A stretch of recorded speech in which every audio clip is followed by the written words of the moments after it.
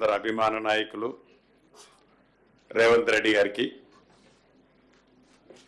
DC deputy chief minister పెద్దలు బట్టి విక్రమార్క గారికి, పిసిసి అధ్యక్షుల వారికి, గౌరవ సహచర మంత్రులు ఉన్నారు, పెద్దలు కేశవరావు గారు, నరేందర్ రెడ్డి అన్న, అదే రకంగా చిన్నారెడ్డి అన్న, చాలామంది, షబీర్ అలీ భాయ్, మేయర్ గారు, డిప్యూటీ మేయర్ గారు, జూపల్లి గారు, పొన్నం ప్రభాకర్ అన్న, అదే రకంగా సిఎస్ గారు, హౌజింగ్ శాఖ, మిగతా శాఖల అధికారులు, ఈ కార్యక్రమానికి హాజరైన ప్రింట్ అండ్ ఎలక్ట్రానిక్ మీడియా మిత్రులందరికీ హృదయపూర్వక నమస్కారం.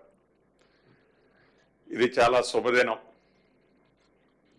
ఎన్నికల ముందు ఆనాటి పిసిసి అధ్యక్షులు, ఈనాటి గౌరవ ముఖ్యమంత్రి రేవంత్ రెడ్డి గారు కానీ, ఎన్నికల ముందు రాష్ట్ర వ్యాప్తంగా పాదయాత్ర చేసిన డిప్యూటీ చీఫ్ మినిస్టర్ బట్టి విక్రమార్క గారు కానీ, మేమందరం ఏ గ్రామానికి వెళ్ళినా, ఏ నియోజకవర్గానికి వెళ్ళినా, ప్రతి ప్రాంతంలో, ప్రతి గ్రామంలో, ప్రతి డివిజన్లో ఆనాటి ఇందిరమ్మ ఇళ్ళు చూపిస్తూ, ఆ సందర్భాన్ని గుర్తు చేస్తూ, అటువంటి రోజులు రావాలని, మా కళ నెరవేరాలని యావత్ తెలంగాణ ప్రజలు సంకల్పంతో, ఆలోచనతో, ఇందిరమ్మ రాజ్యం వస్తేనే ఇందిరమ్మ ఇళ్ళు వస్తాయని పూర్తిగా విశ్వసించి నమ్మి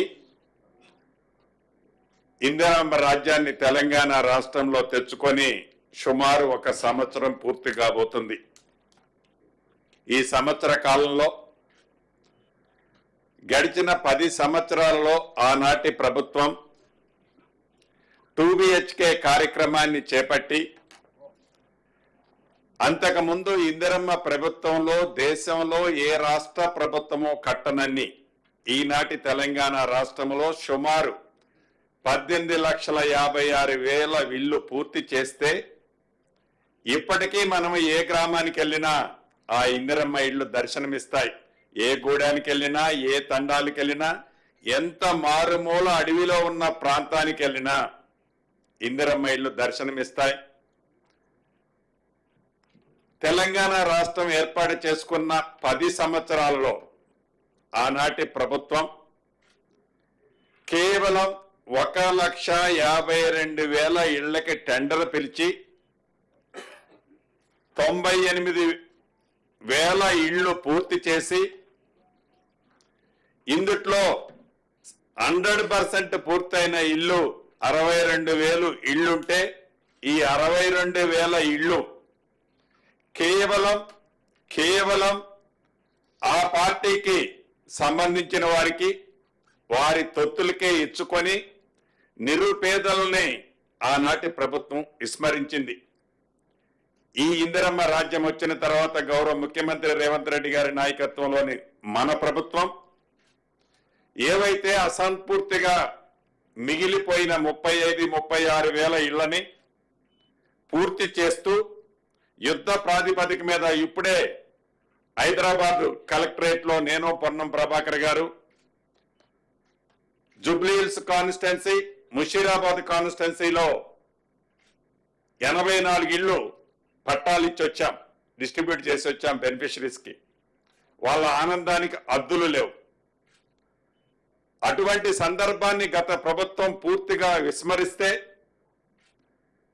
ఆ అసంపూర్తిగా కట్టిన ఇళ్లను పూర్తి చేస్తూ, టెండర్ స్థాయిలో ఉన్న వాటిని వీలైనంత వరకు కంప్లీట్ చేస్తూ, ఈ ప్రభుత్వం అన్నిటిలోకి వ్యవసాయానికి ఎంత టాప్ ప్రయారిటీ ఇచ్చిందో, యువతకి ఎంత ప్రాధాన్యత ఇచ్చిందో, అదే పద్ధతిలో పేదవాడి చిరకాల కోరిక, చిరు ఆశ, ఒక గూడు, అది ఇందిరమ్మ రాజ్యంతోనే సాధ్యమని మా అందరినీ దీవించిన పేదవాళ్ల కోసం మొదటి విడతగా ఈ రాష్ట్ర ప్రభుత్వం, గౌరవ ముఖ్యమంత్రి రేవంత్ రెడ్డి గారు, ఉప ముఖ్యమంత్రి బట్టి గారు, మా కేబినెట్ సహచరులు, మిగతా ఎమ్మెల్యేలు, ప్రతిపక్షంలో ఉన్న ఎమ్మెల్యేలు సూచనలు కూడా తీసుకొని ప్రతి నియోజకవర్గానికి తక్కువలో తక్కువ మొదటి విడత 3,500 ఇల్లు ఇస్తూ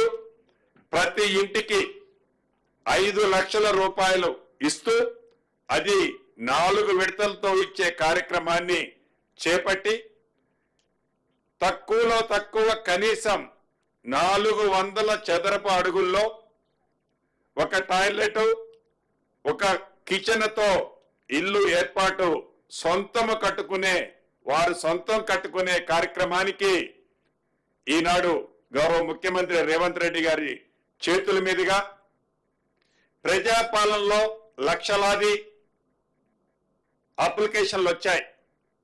ఈ లక్షలాది అప్లికేషన్లో జెన్యూనిటీ ఎవరు పేదవాళ్ళు, పేదవాళ్ళలో బహు పేదవాళ్ళు ఎవరు, వికలాంగులు ఎవరు, ఈ వికలాంగుల్లో నిజంగా ఆర్థికంగా ఇబ్బందుల్లో ఉన్న వాళ్ళు ఎవరు, వితంతువులు ఎవరు, ఈ వితంతువుల్లో పేదవాళ్ళు ఎవరు, ఇలా ఐడెంటిఫై చేయటంతో పాటు విడతల వారిగా ఇచ్చే ఈ కార్యక్రమానికి ఇది నిరంతరము ఈ రాబోయే 4 సంవత్సరాలే కాదు, మళ్ళీ ప్రజల దీవెనలతో వచ్చే తర్వాత 5 సంవత్సరాలు కూడా ఇది నిరంతరము కార్యక్రమాన్ని చేపట్టాలని ఈరోజు శ్రీకారం చుట్టిన దాంట్లో భాగంగా ఇప్పుడు గౌరవ ముఖ్యమంత్రి రేవంత్ రెడ్డి గారు యాప్ను లాంచ్ చేసిన తర్వాత రేపటి నుంచి ప్రతి గ్రామానికి అధికారులు వెళ్తారు.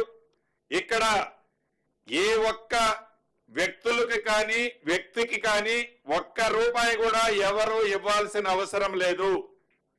ఈ ప్రభుత్వానికి మన ఇందిరమ్మ రాజ్యంలోని గౌరవ ముఖ్యమంత్రి రేవంత్ రెడ్డి గారి నాయకత్వంలోని మన ప్రభుత్వానికి ఒక క్లారిటీ ఉంది.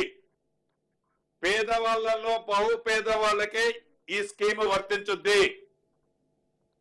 నీది ఏ పార్టీ అని అడగరు, గ్రామానికి వెళ్ళి నీది ఏ కులమని అడగరు, మీది ఏ మతం అని అడగరు, భవిష్యత్తులో మీరు కాంగ్రెస్ కి ఓటేస్తారా అని కూడా అడగరు. పేదవాళ్ళు అయి ఉంటే చాలు, ఆ పేదవాళ్ళు అర్హులై ఉంటే చాలు.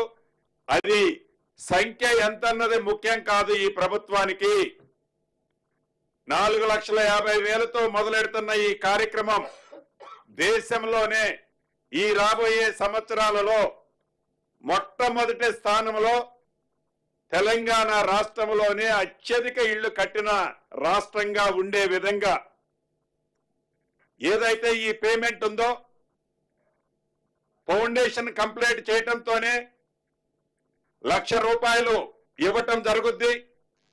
కిటికీ లెవెల్కి కట్టడంతోనే ₹1,25,000 ఇవ్వటం జరుగుద్ది.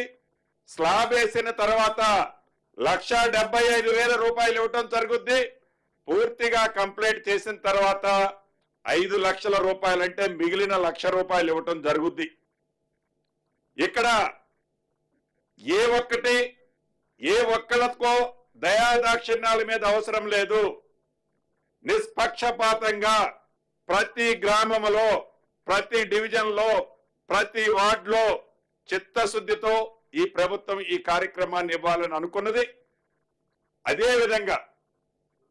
అదేవిధంగా ఏదైతే కనీసం 400 చదరపు అడుగులని చెప్పాం, దానికి పైన వారి ఆర్థిక స్తోమతను బట్టి ఎవరైనా ఎక్కువ కట్టుకోవాలన్నా అభ్యంతరం లేదు.